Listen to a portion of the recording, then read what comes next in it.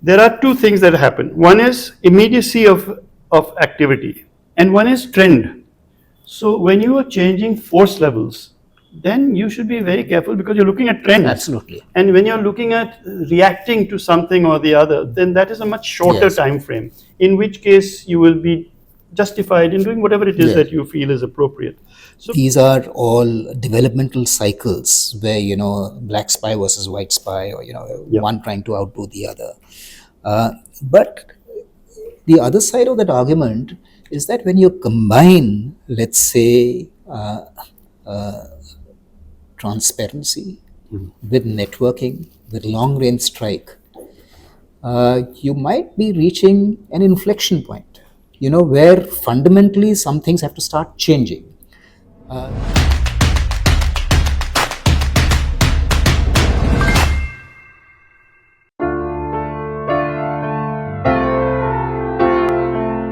Good afternoon, everyone, and welcome to the next episode of Double M Dialogues. And we moved outside Goa for a change. Today, for my guest, I have none other than the one and only Admiral Pradeep Chauhan. He has been my mentor and guide for many years, and is an authority, I would say, on all things maritime. He, of course, is the Director General of the National Maritime Foundation, and has played I would say, an extremely large role in shaping the maritime thought process in the country.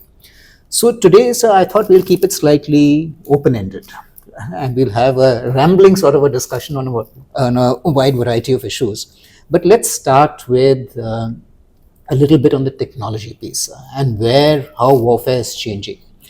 Now, in a recent episode I did with Admiral Srikhande, we talked about when you see modern day conflict, and even if you see how Op Sindoor was also conducted in a sense, and if you look at what's happened in Ukraine, the strike is becoming important because you want to hit land targets, and long range strike, be it by whatever you're using, loitering munitions or cruise missiles or hypersonics. I mean, across the spectrum, you can use whatever you want.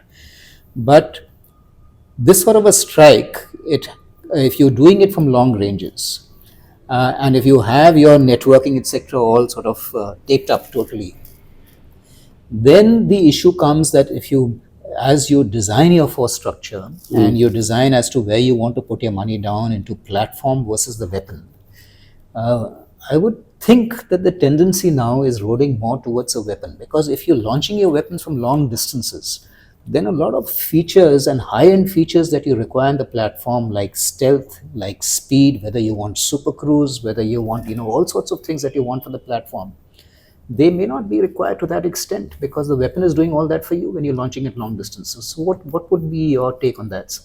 Well, first of all, let me say thank you for having me on the show. I've been watching the dialogues with some increasing amount of interest, and particularly the last one, which was held with Admiral Srikhande, was thought-provoking in a number of areas. So I think that, and also thank you for all those flattering comments. They're not particularly true, but I suppose this afternoon we can buy kindness rather than truth. So now coming to the points that you've raised.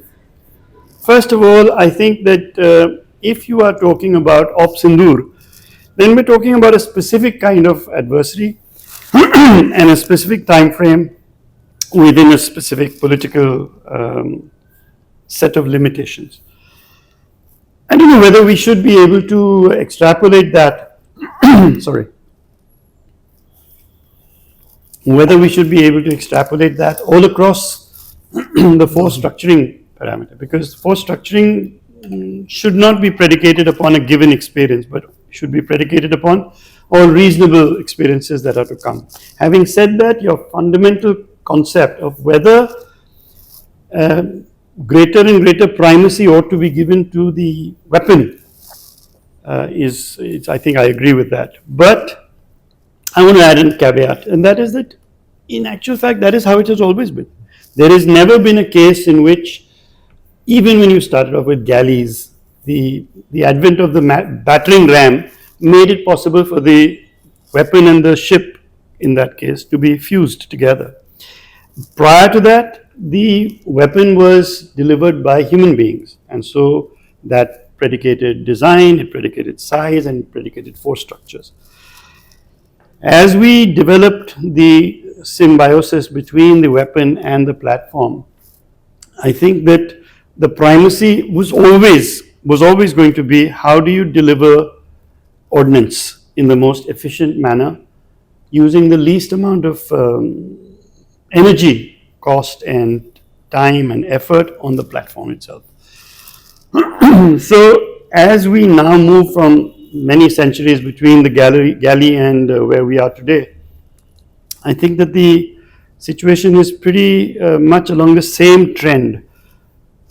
Whether we should be mesmerized by the fact that we used long range precision strike missiles over distances of 200 odd kilometers, or whether we should remember the reason why you have navies, and you have navies basically because your interests may lie well beyond these sorts of ranges.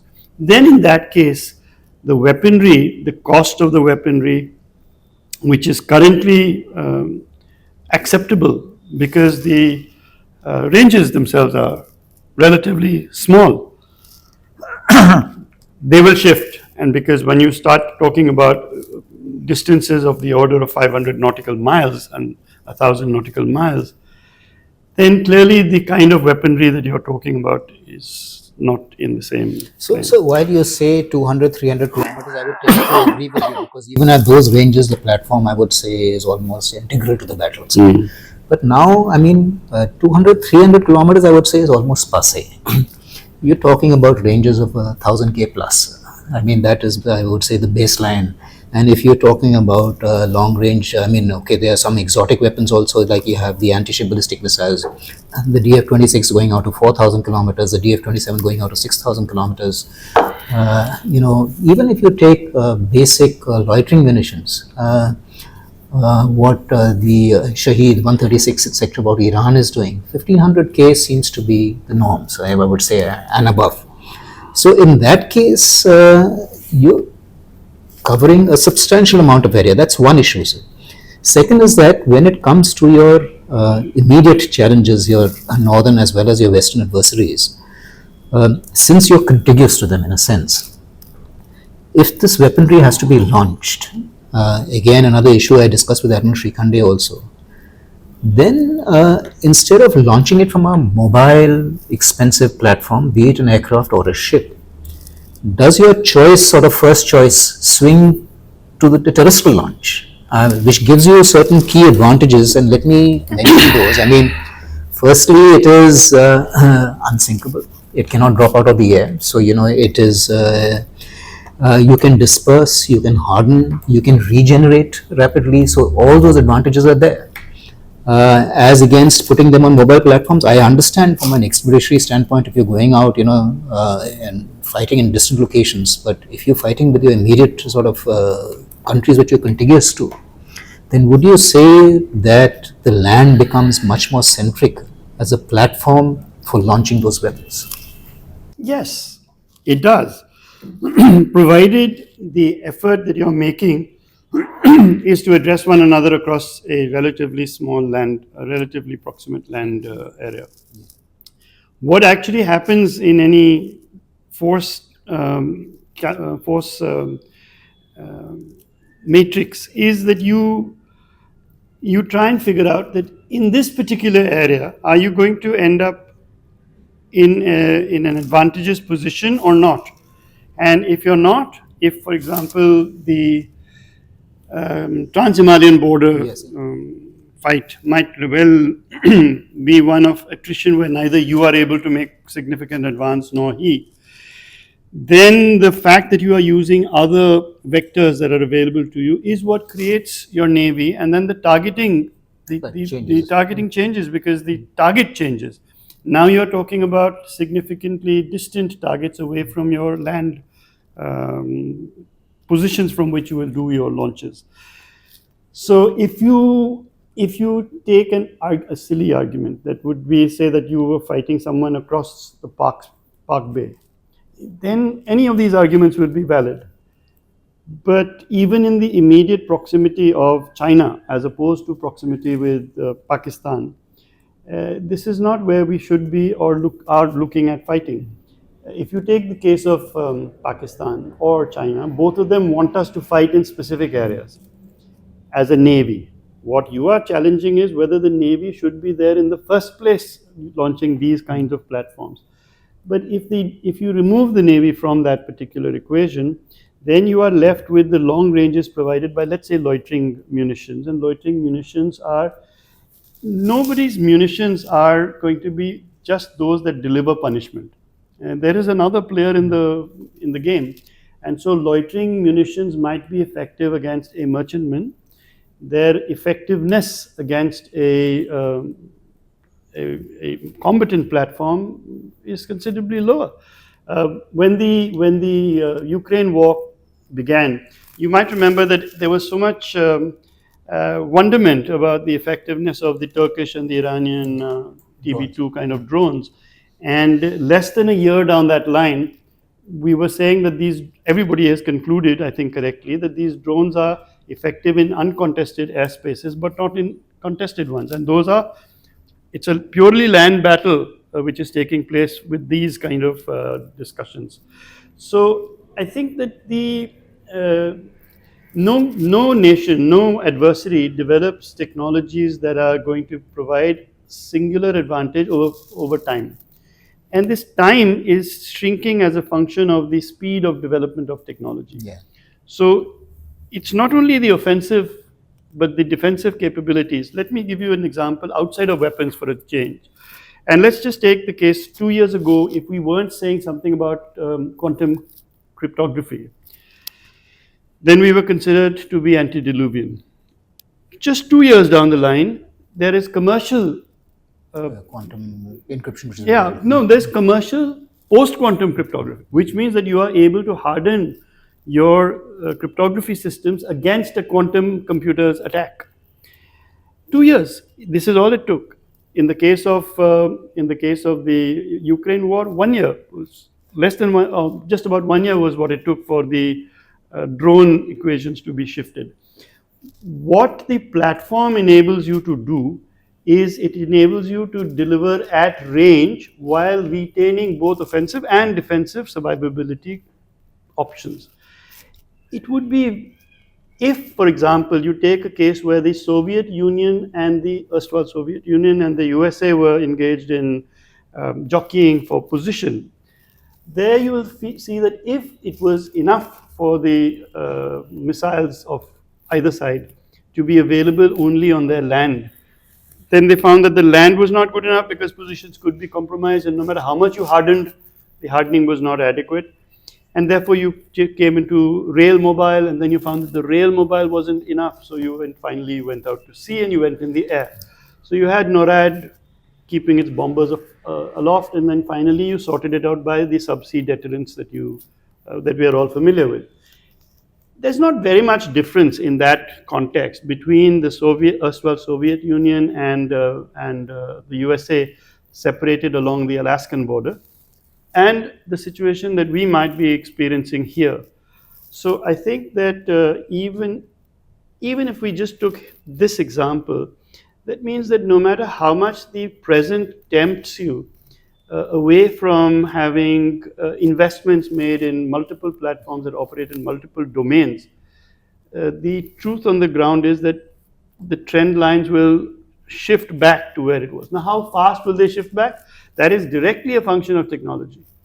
Another argument that is often, I think, poorly put is that the platform now is more vulnerable, either by virtue of the battlefield, so to speak, becoming more transparent, and therefore stealth, etc., not being relevant factors, or the fact that navies could manage to retain the elements of surprise because the battlefield was not transparent. You couldn't figure out, and now it is.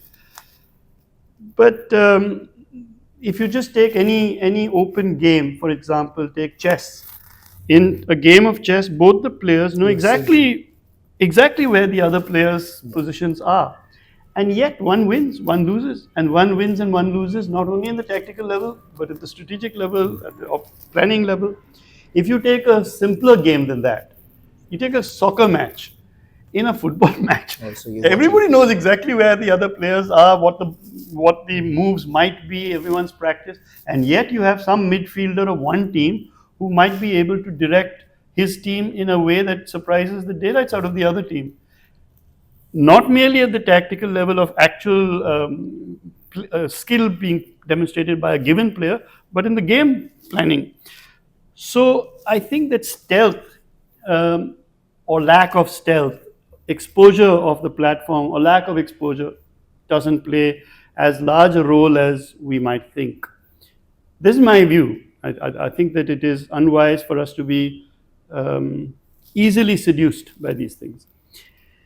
Then there is a question of whether, how much does cost, what is the relationship between the cost of a weapon? Yes. And lots of discussion has been held on that, especially with regard to the Houthis and their ability to target,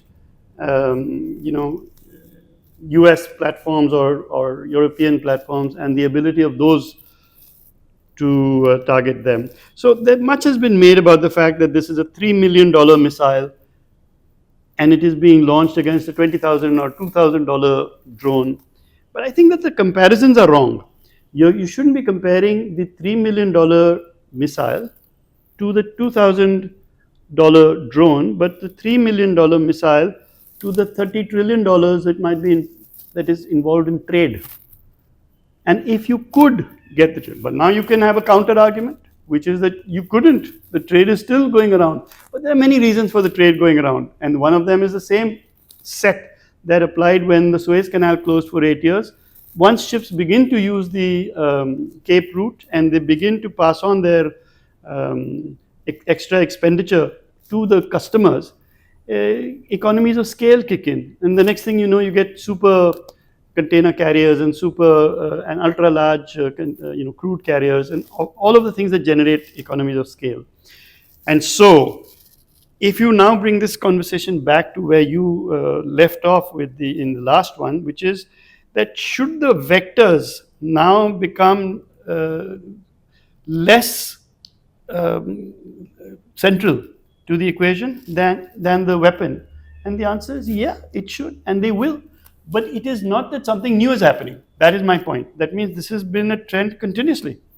So if you need to deliver a weapon, the delivery platform itself has to be capable of delivering the weapon. If we take two weapon systems, another fallacy that I thought since we are rambling, I thought you'd give me the indulgence for, and that is that if you take two platforms, we see the amount of noise that was made in our media in particular as to whether or not we lost a given Rafale. But no nation should be so naive as to believe that it will go to conflict and not have any losses. And that if you are making a ship, for example, let's stay with the maritime domain, if you are making a ship that is designed to deliver punishment, then somewhere in Dalian or somewhere else, there is another guy who's making a ship which will deliver punishment. So all this punishment which is being dished out with such gay abandon, where is it going? Who is absorbing this punishment? Clearly some of that punishment will be absorbed hopefully by your adversary. Some, I'm afraid, will have to be absorbed by you. And therefore, in the force planning and the ship unit planning within force planning, it is a significant, serious and fundamental mistake that is being done in the last decade or so, where the Indian Navy has changed its original matrix from the float, move, fight, survive to float, move, fight. That survive part presupposes that you are going to give punishment and nobody is going to give punishment back to you. So consequently, that brings us to a new point, which also has been raised in several of the dialogues. And that is that, suppose my platform is suffering existential threat from, say, DF-26D kind of missiles. So what? Can every single military combatant, whether it is a human being or anything more, has an existential threat upon it all the time. So can an F-35, for example, destroy an S-400 battery? Yep. Can an S-400 battery destroy an F-35? Yep. So should one of us not produce either one of those two? If I bring it even further on an even more basic level, what about if you're an infantry soldier and you have a weapon, you have a rifle, and I'm another infantry soldier who's your opponent and I have a rifle? Can I kill you? Yeah. Can you kill me? Yeah. Does that mean that neither of us, one of us or neither of us should invest in infantry soldiers? No, because the nature of combat will involve existential threat, and it exists on every platform of every kind all the time. So the conclusions that we might draw from this are sometimes fallacious simply because you are not assuming, you're not accepting that the other guy is equally threatened. So can an aircraft carrier be destroyed by a shore-based missile? Possibly. Can the aircraft carrier's aircraft not destroy the launch point of the missile concerned? Possibly. So if both are possible and the possibilities or probabilities exist, both are threatened by one another. And therefore concluding that one will afford an unassailable advantage to the other may not be wise. So let me just jump in on several points that you've raised.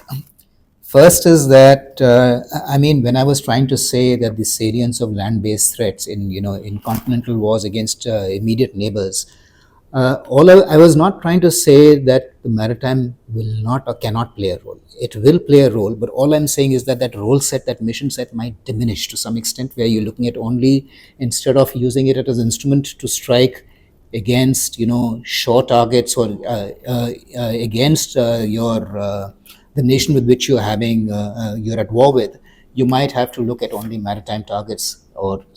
It's a question of the mission set and a leaning in that direction. The second issue, sir, is that I agree that that these are all developmental cycles where black spy versus white spy, or one trying to outdo the other. But the other side of that argument is that when you combine, let's say, transparency with networking, with long-range strike, you might be reaching an inflection point, where fundamentally some things have to start changing.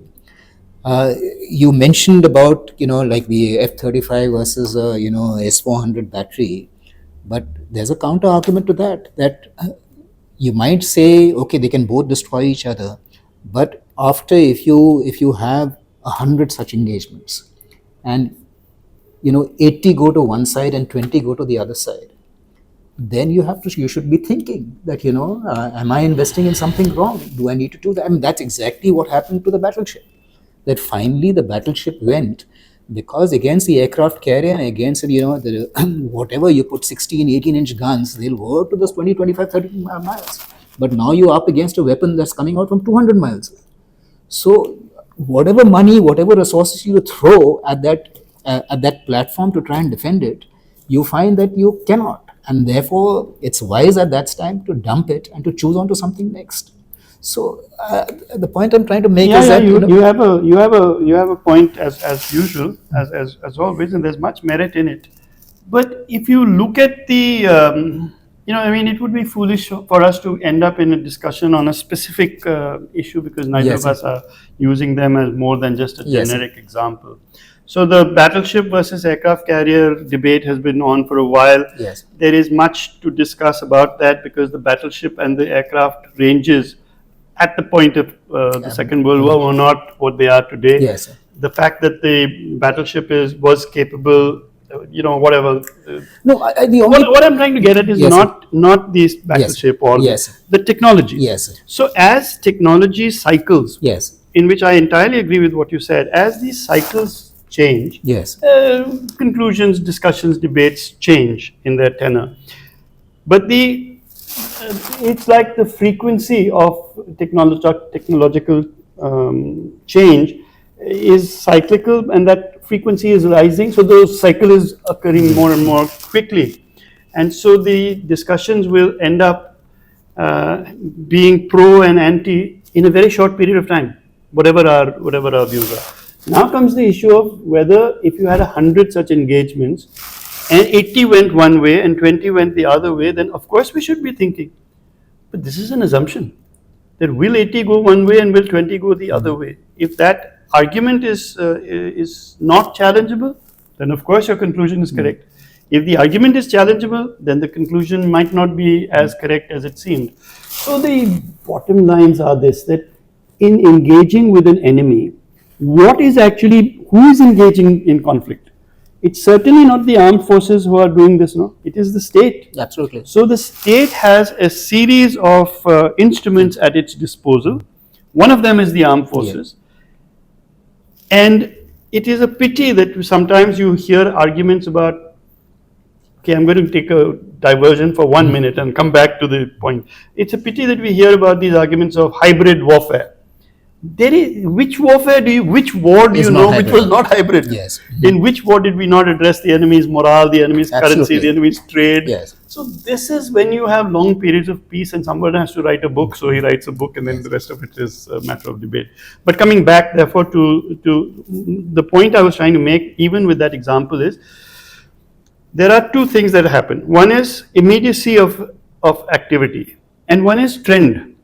So when you are changing force levels, then you should be very careful because you're looking at trends. Absolutely. And when you're looking at reacting to something or the other, then that is a much shorter time frame, in which case you will be justified in doing whatever it is that you feel is appropriate. So can I say that because 20 years from now, or 40 years, some distant point in the future, we will have ocean transparency, then would the submarine cease to be of value? The question about whether the submarine or the aircraft carrier or the ship concerned or the platform should be manned, should be partially manned, should be crewed, partially crewed or uncrewed, this is an argument which is certainly debatable. Nothing says that an aircraft carrier should carry heavier than aircraft. Nothing dictates that the aircraft carrier should carry manned aircraft. There are already aircraft carriers which are specialized for carrying uncrewed craft, both the Turkish one as well as the Chinese. But that doesn't preclude them from carrying human beings as well. So yes, last time the discussion was also much about teaming and whether it should be manned, unmanned teaming, MUMT, or whether it should be unmanned teaming. This is, as I said, this is a function of technology, and since states are involved in this, both technology and law both take a backseat or are both circumscribed by state practice and what the state agrees. So you may say that I've got a technology in which a lethal autonomous weapon system exists, and as a state I might say that's wonderful, but I'm not going to use it. And you say, but it will enable you to overcome an existential threat. And I say no, because the larger picture for me as a political grouping just might not be acceptable. For example, did we, at the closure of the Second World War, the United States had already developed a H-bomb. Should they have used the H-bomb? Their government felt no. So no matter what the advantage was. So my point is that if a government is therefore not willing to take the responsibilities of being a government, then no discussion can occur. If the government and the military are one and the same, then this is a huge strategic weakness that we should be able to exploit. In dealing with autocracies such as China, there is this is a weakness of the Chinese system, and it is a strength that we have. We often say that democracies are weak and decision making. That's because we are looking at it from the military point of view. But militaries are only one subset. They're one set that will be used in the state's contest with another state. And so I think that now if we were to limit ourselves only to that state and therefore presume that the political hierarchy has in fact encouraged or at least permitted you to conduct conflict within the limits of your technology, then many of the things that you say are correct. But even then, some of them are not correct because non-expeditionary is not a function of how proximate you are to the other guy, but how proximate are your interests to you. And if those interests are mobile interests, then their proximity is hugely variable. And consequently, your ability to address that guy's and his ability to address yours will become commensurate with this mobility. So it's just tempting to take Sindoor, as the only example of two nations lobbing things at one another. But these are not two nations lobbing things at one another. This is one nation trying to target specific terror activity. So the state has said, that's all I want. Nothing stopped the state from telling the Navy, go ahead and beat the daylights out of whoever you can. But the state said, no, we don't want to do this. Right. And so we may gnash our teeth as naval officers saying, what a good opportunity. But regrettably and fortunately, states decide this.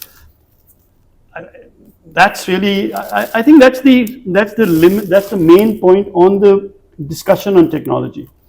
On the discussion on targeting, you're right that as we progress further down the technology levels, long-range vectors will become better. It is also true that the target's ability to withstand this will become better. It is not necessarily that this long-range missile and that target are the only two players in the game. There is the rest of the environment, the military environment, which is also involved. Just like it's not only the goalkeeper and the striker. I'm just sorry to give you this soccer example more than once, but it's not just the goalkeeper and the striker who are involved in the game. There is there are at least another 20 players in the game, and therefore they will move to prevent, to provide threat, to say that if you do this sort of thing might happen to you, etc., etc. And while we cannot carry any analogy beyond a certain reasonable limit, it is also unwise to reduce the analogy to a point where there are only two players in the game. So I again fully agree with you, and I would like to reiterate that you're right. When even though you might be contiguous to another nation, their interests run way beyond their borders, and particularly in the maritime domain, in the space domain, the cyber domain, there are many domains that in which they go way beyond, and therefore the Navy becomes an important instrument in dealing with, at least on the maritime domain, where they go way beyond their borders in tackling that issue over there. But it becomes a subset of the overall mission. That's the point I was trying to make. It does. It does. It narrows down your mission into more focused areas. I thought, sorry, we're going to run short of time. So I just thought, one more point you raised was the issue regarding cost. And I thought we'll just end with that, and then maybe we can do something in a subsequent episode. To me, I think cost is important. While you might say that, at the time I agree that if you've got something that, is disruptive and you want to take down that disruption, therefore cost becomes immaterial. But firstly, your capacity to generate vectors to take down disruptions is totally dependent on costs. If the cost is high, those vectors are going to be much fewer. Secondly is that once you expend those vectors, either you don't have them, or to regenerate those vectors is time consuming thereafter. Yeah. So therefore, when you have a low cost weapon coming to you, there has to be a low cost solution to take it down in that sense. Certainly, the endeavor is to bring a low-cost solution to a, shall we say, low-cost threat. Yes. Having said which, if you took this argument further, and I know we are out of time, so I'll just also end it with this, to say that if you ended up with, say, a given weapon, say a machine gun, and a machine gun was sufficient to kill X people, then should that other machine gun, which is more expensive, no longer be pursued? And the argument there will run into some rough weather. And so it is true, what you say is true, but the answer is not always between as I'm saying, it's not always between the drone and the targeted vessel. It could be between the targeted vessel and the source of the drone. It could be between the targeted vessel and the source of the drone, if you assume that the drones in question here are coming from a third source. So now states have to decide whether they would like to take out the source, or they would like to be able to handle the actual strike. I think that states will have to, as I said, a state cannot get rid of this responsibility. Its responsibility is to contest another state. In that contest, if you take a navy, it can do some things For example, it cannot target a terrorist camp deep in the hinterland. The US could do this because it's predicated on strike. Our Navy is not predicated on land attack. Our Navy is predicated on the ability to destroy the other guy's Navy so that the rest of it, the battlefield can be shaped in our favor. And therefore, it is if naval warfare is engaged in, that means the state decides that, okay, the Navy, then the targets will shift. And navies will not take on maritime targets, they will take on enemies' economic targets. Because now, unless the government says no economics, then if a government keeps exercising its prerogative in a given manner, the results will occur in that manner. So I think as always, you tickle so many points of one's diminishing gray cells that it is necessary to perhaps have many more conversations. But for this one, at least, let me say thank you once again for the opportunity. So thank you for being part of the dialogue, sir, and look forward to many such opportunities in the future. Sir. Yes, and if some of them don't work between your coming here, then perhaps I'll come to Goa. Most certainly, sir.